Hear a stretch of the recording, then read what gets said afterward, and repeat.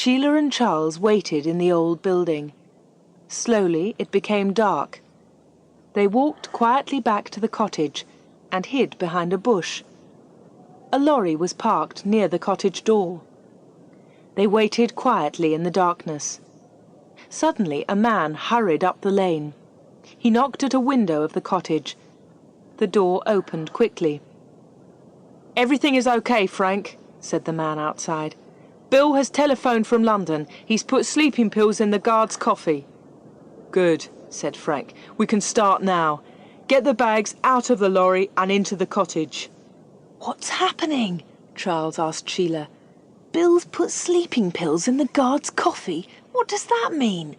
And what's in those bags?" "I don't know," said Sheila. "Listen, they're talking again." "What about that young man?" one of the men asked Frank. "We'll leave him in the upstairs bedroom," Frank replied. "He's tied up tightly. He'll be found tomorrow. By then, we'll be far from here." "Paul's in the cottage," Sheila whispered to Charles, "and he's a prisoner."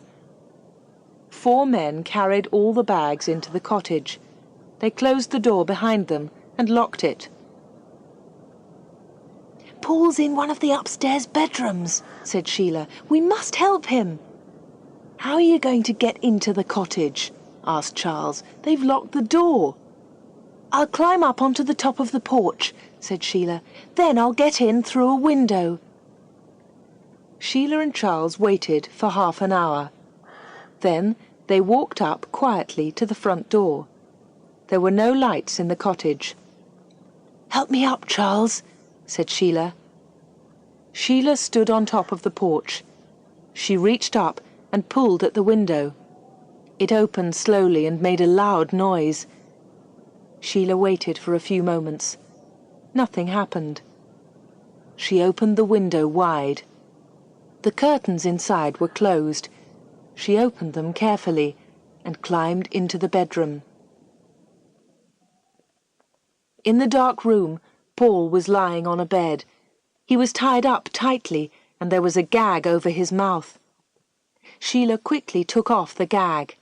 "Shh," she said. "Don't make a noise. There are some men downstairs."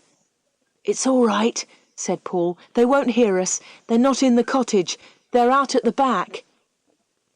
Sheila slowly untied the ropes round Paul.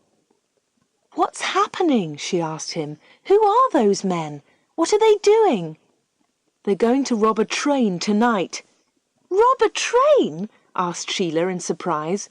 "They found an old shaft behind the cottage," said Paul.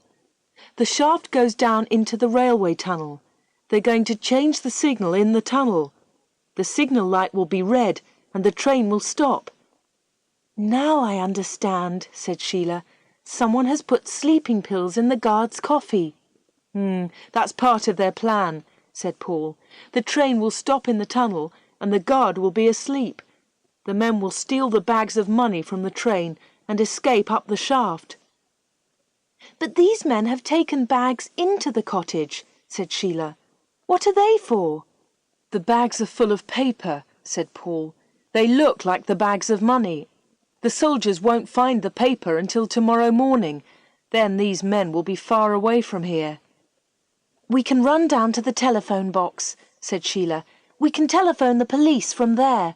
"There isn't enough time," said Paul. "We have to stop these men. We can put heavy stones over the shaft. Then the men can't get out." "And Charles can run down and telephone the police," said Sheila. Now all the knots were untied and Paul was free. They climbed out of the window. Charles was waiting for them in the darkness.